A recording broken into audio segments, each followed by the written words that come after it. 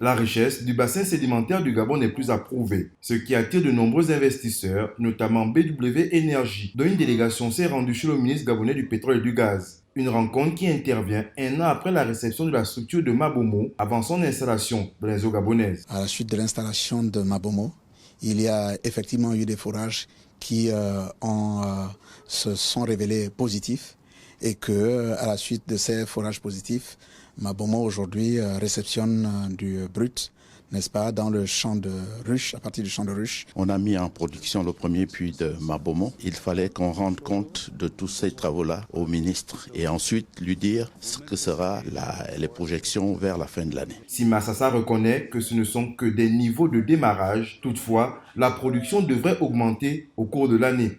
Nous parlons là des phases initiales pour lesquelles nous savons que nous allons monter en puissance et la révélation de cette production de 7500 barils jour ici donne, je dirais, du baume parce que ça va désormais nous emmener à plus de forages de production, des forages d'appréciation, délinéation et production.